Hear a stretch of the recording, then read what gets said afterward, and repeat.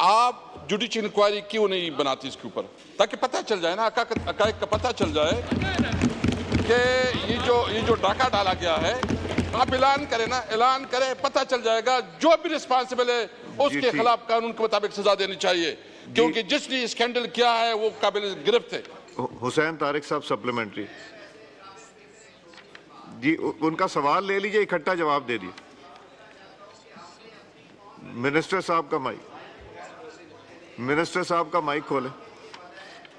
को भेजा है, आप इस ऐवान में पहले मसले हल करें ना। इंक्वायरी हुई, आपके सामने उसकी डिटेल्स आएंगी। उसके बाद अगर जनाब स्पीकर मुनासिब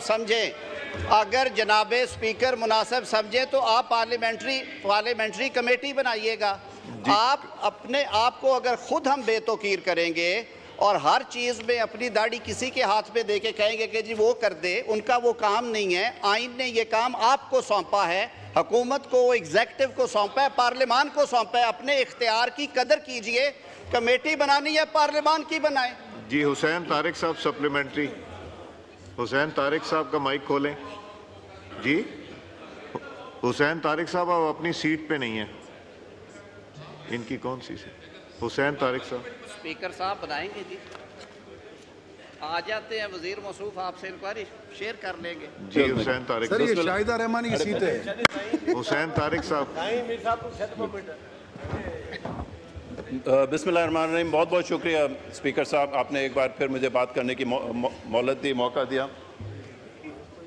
सर, यहाँ पे जो बात हो रही है, अब मैं पहले भी आपसे ये रिक्वेस्ट कर चुका था, आज मिनिस्टर साहब ने भी ये बात की कि इसके ऊपर एक कमेटी बननी चाहिए थी। और मैंने पहले भी आपको रिक्वेस्ट किया था कि स्पेसिफिक TORs के साथ, ये नहीं कि हम जनरली एक और कमेटी बना लें, लेकिन स्पेसिफिक TORs के साथ। अब 2 महीने गुजर गए, किसान रोड पर है, 2 महीने गुजर गए, हमें ये नहीं पता कि वो किसने ऑर्डर किया कि ये इतनी सारी गंदम आए सर।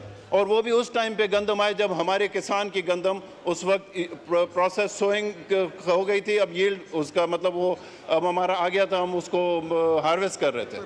तो हार्वेस्टिंग के टाइम पे अगर ये हुआ है तो चलें, जुडिशल कमीशन को छोड़े, जुडिशल कमेटीज़ को छोड़ दें, लेकिन जिस तरह मिनिस्टर साहब कह रहे हैं, कम से कम यहाँ की कोई कमेटी तो हो जो हमें बता सके कि ये आखिर किसने ये जुल्म किया किसान के साथ, किसने ये पाकिस्तान के साथ जुल्म किया। एग्रीकल्चर साथ जो अभी इसमें ये लिखा हुआ है कि 22% जो है ना GDP का वो एग्रीकल्चर की तरफ से होता है, और तकरीबन 45% जो टोटल लेबर फोर्स है पाकिस्तान की, वो भी एग्रीकल्चर में ही जो है जिम है। एग्रीकल्चर के थ्रू 45% पाकिस्तान की जो लेबर फोर्स है वो खाती है जी।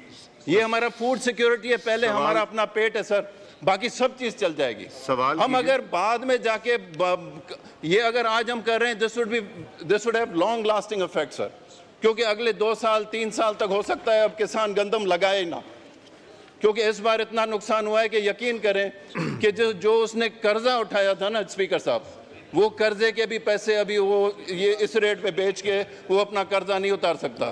कहाँ से वो खुद खाएगा, कहाँ से अपने बच्चों को खिलाएगा, कहाँ से वो अगली अपनी कॉटन या और क्रॉप्स लगाएगा सर। तो मेरी रिक्वेस्ट ये है, और मैं फिर आपसे सर बिल्कुल स्पेसिफिक TORs के साथ मैं रिक्वेस्ट कर रहा हूँ कि जिस तरह मिनिस्टर साहब भी कह रहे हैं कि स्पीकर साहब इस बार हमारी एक कमेटी हो जो कम से कम हमें बताए तो सही कि ये जुल्म हुआ क्यों, इसका किसको फायदा हुआ, उसमें नाम इस मुल्क के सामने लाएं, हमारी इस कौम के सामने वो नाम आए कि उन्होंने किसने मिलके हमारे को इतना बड़ा इस मुल्क को चूना लगाया, इस मईशत को इतना डिस्ट्रॉय किया और हमारी जो किसान कम्युनिटी है उसको इतना नुकसान पहुंचा दिया। मिनिस्टर साहब, बिल्कुल जो बात यहाँ पे की है, एक जो अगर आपके मतलब की बात ही हो रही है, आपने एक सवाल उठाया, उसका जवाब दे रहा हूँ। मस्ती खेल साहब ठीक फरमाया मेरे भाई ने, मैंने तो इसीलिए ये अर्ज़ की है कि आप इस हाउस के कस्टोडियन हैं। आप वज़ीर मौसूफ तशरीफ़ ले आएंगे, राना तनवीर साहब, आप उनसे एक ब्रीफिंग ले लें चेंबर में, जो इंक्वायरी रिपोर्ट है वो भी एग्ज़ामिन कर लें।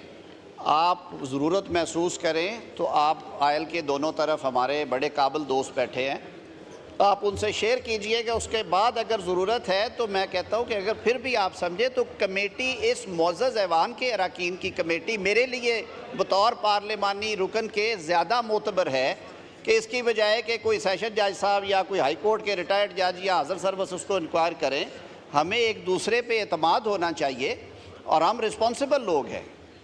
जी असलम गुम्मन साहब सप्लीमेंट्री। असलम गुम्मन साहब सप्लीमेंट्री। जी सप्लीमेंट्री सवाल कीजिए। सप्लीमेंट्री सवाल कीजिए जी। सवाल कीजिए जी। माइक हाँ खुल गया माइक आपका। जनाब स्पीकर, मेरे बड़े अजीज़ और काबिल एहतराम भाई आज़म नज़ीर सेनेटर साहब ख़ुद ज़िम्मेदार हैं और मुझे आज तकलीफ़ हो रही है कि उनके अल्फाज जो हकीकत है उसका साथ नहीं दे रहे। दिल में कुछ और है लेकिन वो इतने मजलूम है।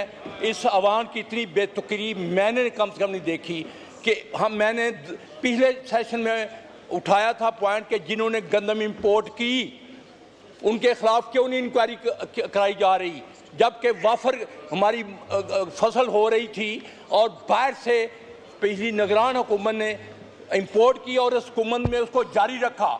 45 रुपये रेट, बाहर से 31 रुपये लेकर 45, और आज इनका किसान इनके अपने ज़िले में इनके साथ इनके पास को है आफताबाद में, वहाँ 2 लाख बोरी दी गई और पूछे कहाँ गई, वहाँ इंक्वायरी हो रही है। एक MPA ने 1 लाख ले ली।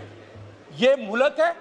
मैं पार्लियामेंट आपसे रिक्वेस्ट कर रहा हूँ, खुदारा किसान का सोचिए, इसका आने वाले 4 साल तक इफेक्ट होगा। इस वक्त किसान तारड़ साहब मेरे साथ चलें, मैं किसान को मिलकर रहा हूँ, मैं आड़ती को मिलकर रहा हूँ। उन्होंने कर्जे लिए हुए थे, आड़ती उनकी 2400-2500 रुपये से गंदम खरीद कर मजबूर कर रहे हैं कि उनको मुंजी लगाने के लिए, चावल लगाने के लिए पैसे नहीं मिल रहे। दूसरा, खुदारा ये इंक्वायरी एक